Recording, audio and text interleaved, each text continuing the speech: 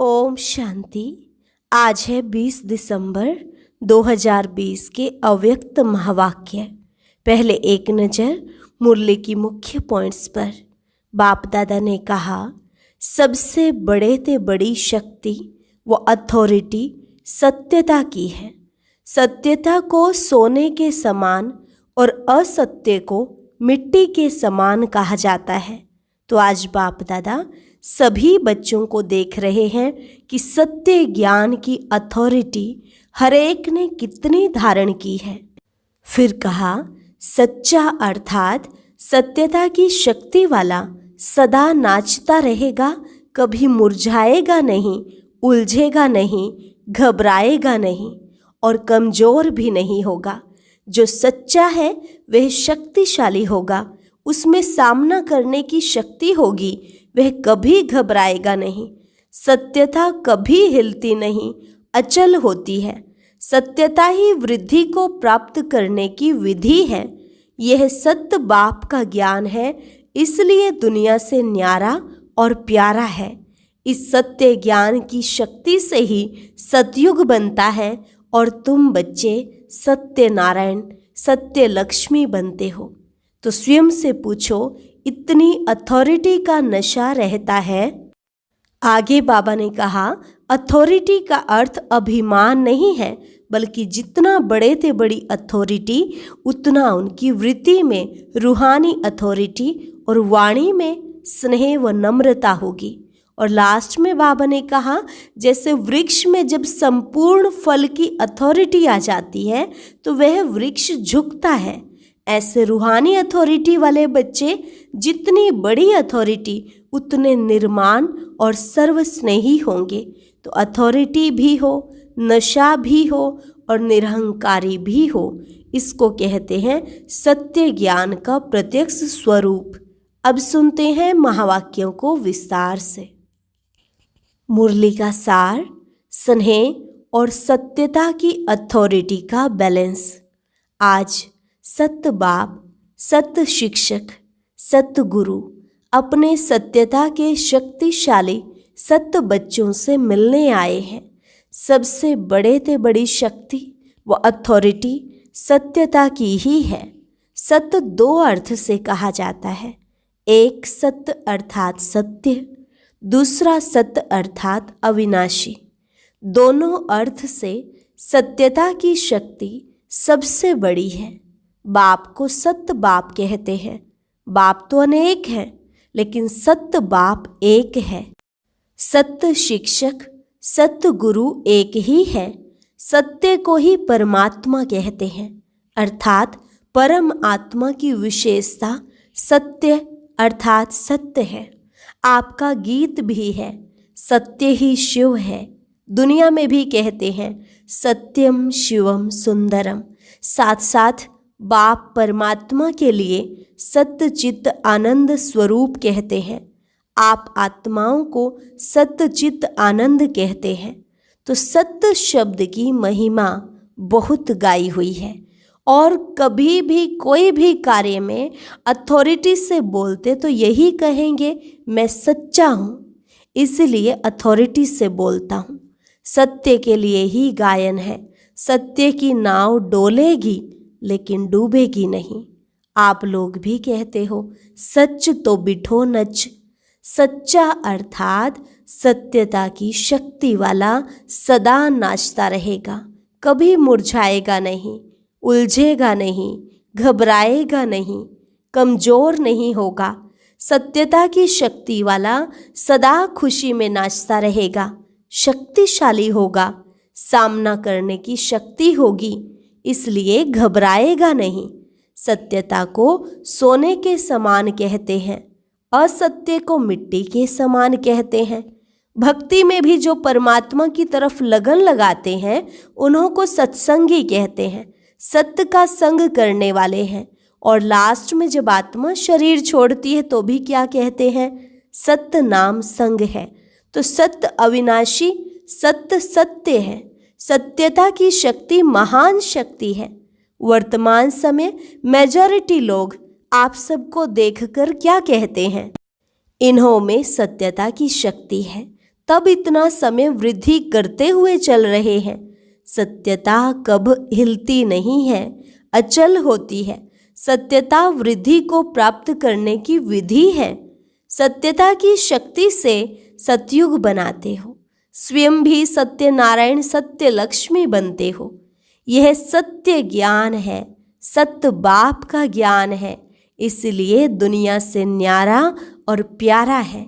तो आज बाप दादा सभी बच्चों को देख रहे हैं कि सत्य ज्ञान की, सत्यता की अथॉरिटी कितनी धारण की है।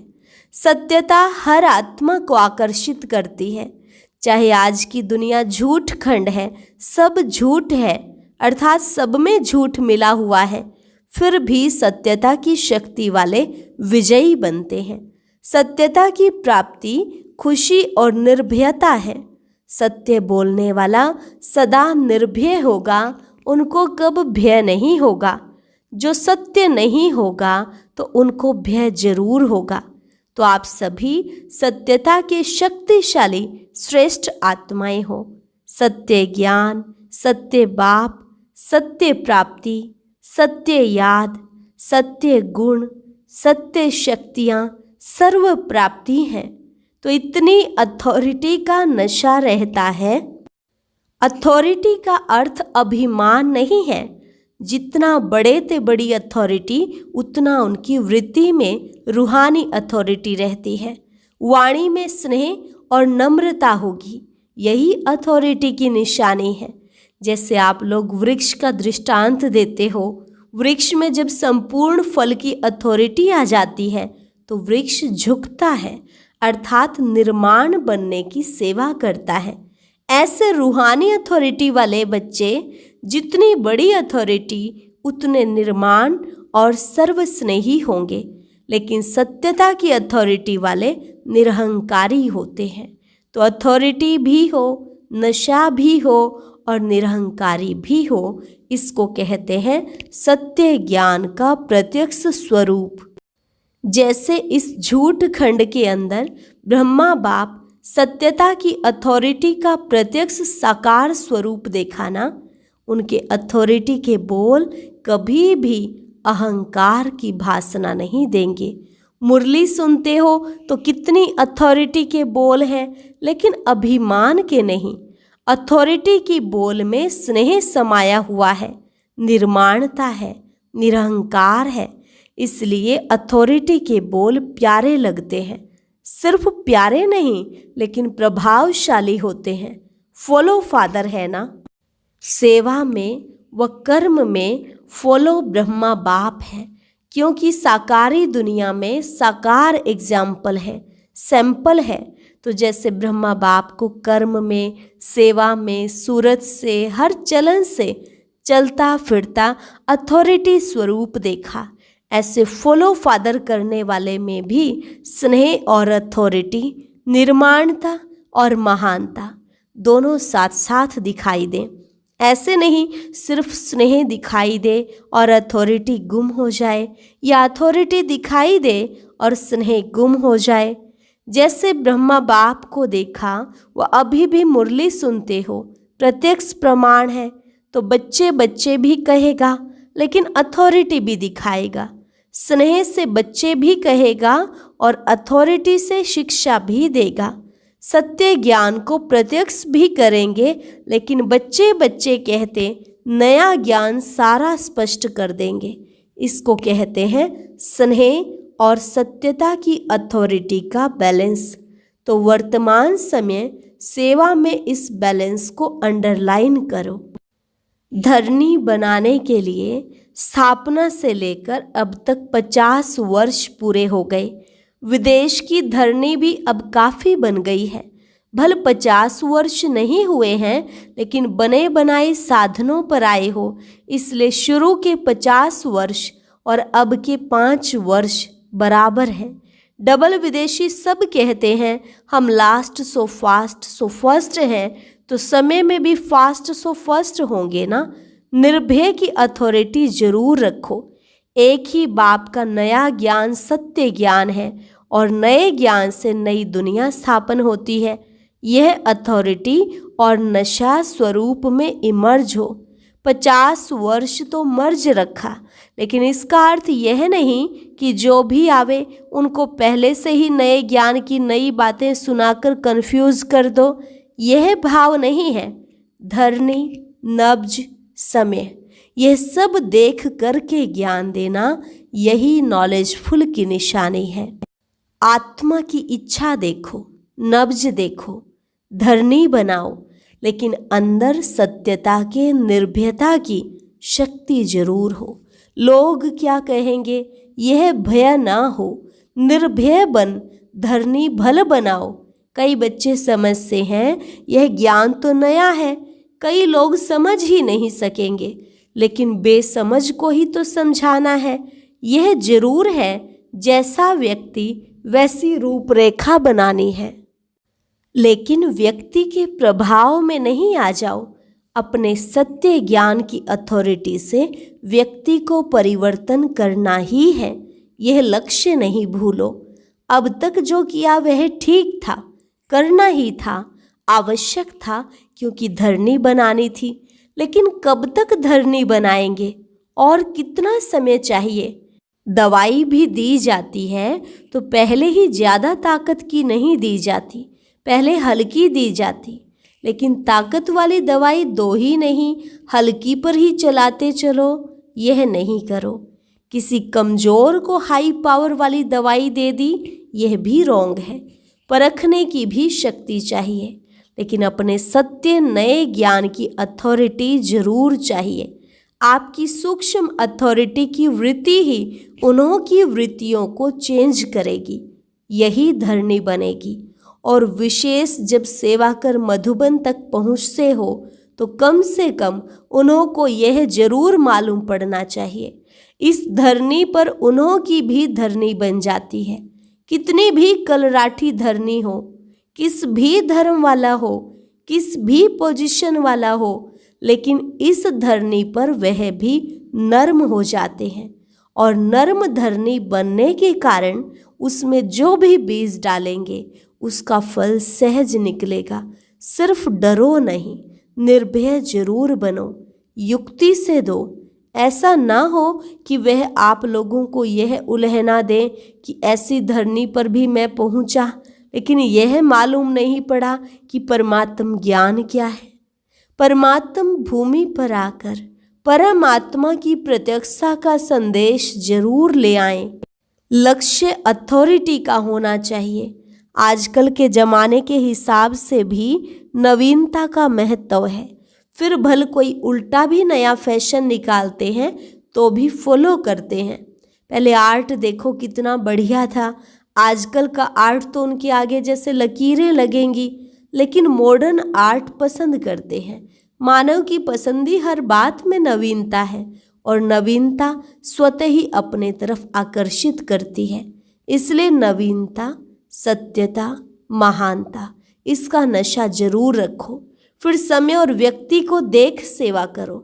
यह लक्ष्य जरूर रखो कि नई दुनिया का नया ज्ञान प्रत्यक्ष जरूर करना है। अभी स्नेह और शांति प्रत्यक्ष हुई है। बाप का प्यार के सागर का स्वरूप, शांति के सागर का स्वरूप प्रत्यक्ष किया है, लेकिन ज्ञान स्वरूप आत्मा और ज्ञान सागर बाप है। इस नए ज्ञान को किस ढंग से देवें, उसके प्लान्स अभी कम बनाए हैं।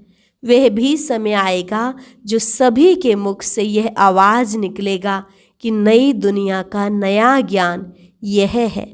अभी सिर्फ अच्छा कहते हैं, नया नहीं कहते। याद की सब्जेक्ट को अच्छा प्रत्यक्ष किया है, इसलिए धरनी अच्छी बन गई है। और धरनी बनाना पहला आवश्यक कार्य भी जरूरी है। जो किया है वह बहुत अच्छा और बहुत किया है, तन मन धन लगा कर किया है, इसके लिए आफरीन भी देते हैं। पहले जब विदेश में गए थे तो यही त्रिमूर्ति के चित्र पर समझाना कितना मुश्किल समझते थे। अभी त्रिमूर्ति के चित्र पर ही आकर्षित होते हैं। यह सीढ़ी का चित्र भारत की कहानी समझते थे, लेकिन विदेश में इस चित्र पर आकर्षित होते। तो जैसे वह प्लान बनाए कि यह नई बात किस ढंग से सुनावे, तो अब भी इन्वेंशन करो। यह नहीं सोचो कि यह तो करना ही पड़ेगा, नहीं। बाप दादा का लक्ष्य सिर्फ यह है कि नवीनता के महानता की शक्ति धारण करो, इसको भूलो नहीं।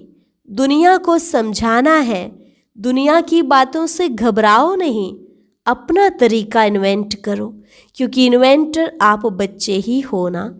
सेवा के प्लान बच्चे ही जानते हैं। जैसा लक्ष्य रखेंगे वैसा प्लान बहुत अच्छे से अच्छा बन जाएगा, और सफलता तो जन्म सिद्ध अधिकार है ही है। इसलिए नवीनता को प्रत्यक्ष करो। जो भी ज्ञान की गुह्य बातें हैं उसको स्पष्ट करने की विधि आपके पास बहुत अच्छी है और स्पष्टीकरण है। एक एक पॉइंट को लॉजिकल स्पष्ट कर सकते हो, अपनी अथॉरिटी वाले हो।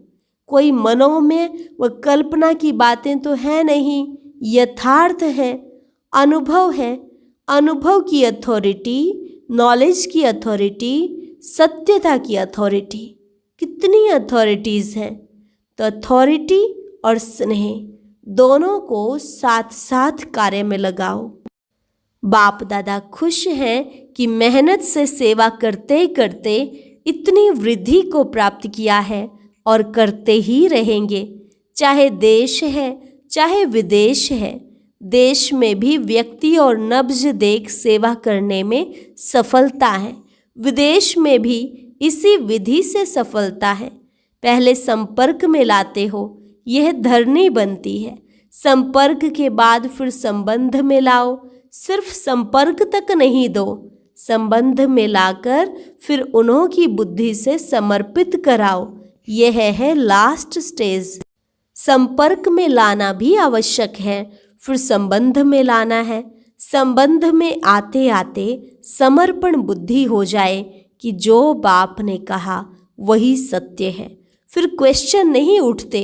जो बाबा कहता वही सही है, क्योंकि अनुभव हो जाता तो फिर क्वेश्चन समाप्त हो जाता। इसको कहते समर्पण बुद्धि, जिसमें सब स्पष्ट अनुभव होता। लक्ष्य यह रखो कि समर्पण बुद्धि तक लाना अवश्य है, तब कहेंगे माइक तैयार हुए हैं। माइक क्या आवाज़ करेगा? सिर्फ ज्ञान अच्छा है इन्हों का? नहीं, यह नया ज्ञान है, यह नई दुनिया लाएगा। यह आवाज़ हो तब तो कुंभकर्ण जागेंगे ना, नहीं तो सिर्फ आँख खोलते हैं, बहुत अच्छा कहे, फिर नींद आ जाती है। इसलिए जैसे स्वयं बालक सो मालिक बन गए ना, ऐसे बनाओ।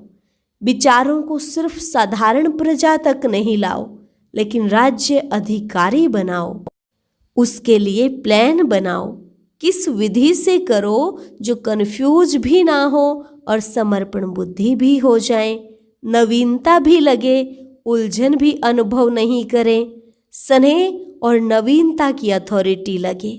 अब तक जो रिजल्ट रही, सेवा की विधि, ब्राह्मणों की वृद्धि रही, यह बहुत अच्छा है, क्योंकि पहले बीज को गुप्त रखा, वह भी आवश्यक है। बीज को गुप्त रखना होता है, बाहर रखने से फल नहीं देता।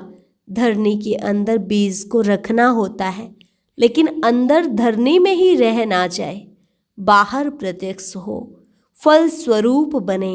यह आगे की स्टेज है, समझा? लक्ष्य रखो, नया करना है। ऐसे नहीं कि इस वर्ष ही हो जाएगा, लेकिन लक्ष्य बीज को भी बाहर प्रत्यक्ष करेगा। ऐसे भी नहीं सीधा जाकर भाषण करना शुरू कर दो। पहले सत्यता की शक्ति की भासना दिलाने के भाषण करने पड़ेंगे। आखिर वह दिन आए, यह सबके मुख से निकले। जैसे ड्रामा में दिखाते हो ना, सब धर्म वाले मिलकर कहते हैं हम एक हैं, एक के हैं, वह ड्रामा दिखाते हो। यह प्रैक्टिकल में स्टेज पर सब धर्म वाले मिलकर एक ही आवाज़ में बोलें, एक बाप है, एक ही ज्ञान है, एक ही लक्ष्य है, एक ही घर है, यही है। अब यह आवाज़ चाहिए। ऐसा दृश्य जब बेहद की स्टेज पर आए, तब प्रत्यक्षता का झंडा लहराएगा और इस झंडे के नीचे सब यही गीत गाएंगे। सबके मुख से एक शब्द निकलेगा, बाबा हमारा। तब कहेंगे प्रत्यक्ष रूप में शिवरात्रि मनाई, अंधकार खत्म हो, गोल्डन मॉर्निंग के नज़ारे दिखाई देंगे। इसको कहते हैं आज और कल का खेल। आज अंधकार, कल गोल्डन मॉर्निंग। यह है लास्ट पर्दा। समझा? बाकी जो प्लान बनाए हैं वह अच्छे हैं। हर एक स्थान की धरनी प्रमाण प्लान बनाना ही पड़ता है। धरनी के प्रमाण विधि में कोई अंतर भी अगर करना पड़ता है तो ऐसी कोई बात नहीं है। लास्ट में सभी को तैयार कर मधुबन धरनी पर छाप जरूर लगानी है। भिन्न भिन्न वर्ग को तैयार कर स्टैंप जरूर लगानी है। पासपोर्ट पर भी स्टैंप लगाने सिवाय जाने नहीं देते हैं ना, तो स्टैंप यहाँ मधुबन में ही लगेगी। यह सब तो है ही सरेंडर। अगर यह सरेंडर नहीं होते तो सेवा के निमित्त कैसे बनते? सरेंडर है तब ब्रह्मा कुमार ब्रह्मा कुमारी बन सेवा के निमित्त बने हो। देश चाहे विदेश में कोई भी क्रिश्चियन कुमारी व बौद्ध कुमारी बनकर तो सेवा नहीं करते हो, बीके बनकर ही सेवा करते हो ना। तो सरेंडर ब्राह्मणों की लिस्ट में सभी हैं, अब औरों को कराना है। मरजीवा बन गए, ब्राह्मण बन गए। बच्चे कहते मेरा बाबा, तो बाबा कहते तेरा हो गया, तो सरेंडर हुए ना। चाहे प्रवृत्ति में हो चाहे सेंटर पर हो, लेकिन जिसने दिल से कहा मेरा बाबा, तो बाप ने अपना बनाया। यह तो दिल का सौदा है, मुख का सुल सौदा नहीं है, यह दिल का है। सरेंडर माना श्रीमत के अंडर रहने वाले। सारी सभा सरेंडर है ना, इसलिए फोटो भी निकाला है ना। अब चित्र में आ गए तो बदल नहीं सकते। परमात्म घर में चित्र हो जाए यह कम भाग्य नहीं है। यह सुल फोटो नहीं, लेकिन बाप के दिल में फोटो निकल गया।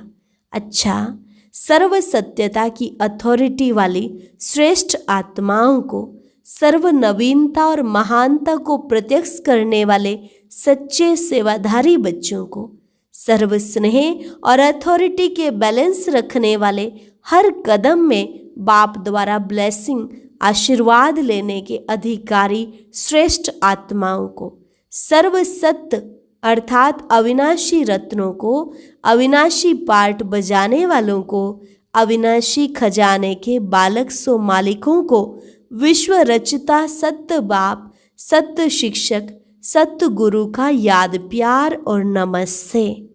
रूहानी बच्चों की रूहानी बाप दादा को नमस्ते नमस्ते, गुड मॉर्निंग। वरदान, मन के मौन से सेवा की नई इन्वेंशन निकालने वाले सिद्धि स्वरूप भव। मन के मौन से सेवा की नई इन्वेंशन निकालने वाले सिद्धि स्वरूप भव। जैसे पहले पहले मौन व्रत रखा था तो सब फ्री हो गए थे, टाइम बच गया था। ऐसे अब मन का मौन रखो जिससे व्यर्थ संकल्प आवे ही नहीं। जैसे मुख से आवाज ना निकले वैसे व्यर्थ संकल्प ना आए, यह है मन का मौन। तो समय बच जाएगा। इस मन के मौन से सेवा की ऐसी नई इन्वेंशन निकलेगी जो साधना कम और सिद्धि ज़्यादा होगी। जैसे साइंस के साधन सेकंड में विधि को प्राप्त कराते हैं, वैसे इस साइलेंस के साधन द्वारा सेकंड में विधि प्राप्त होगी। स्लोगन, जो स्वयं समर्पित स्थिति में रहते हैं, सर्व का सहयोग भी उनके आगे समर्पित होता है। जो स्वयं समर्पित स्थिति में रहते हैं, सर्व का सहयोग भी उनके आगे समर्पित होता है। अच्छा, ओम शांति। आज की अव्यक्त मुरली जरूर सुने। उसके लिए ऊपर दिए गए बॉक्स को टच करें।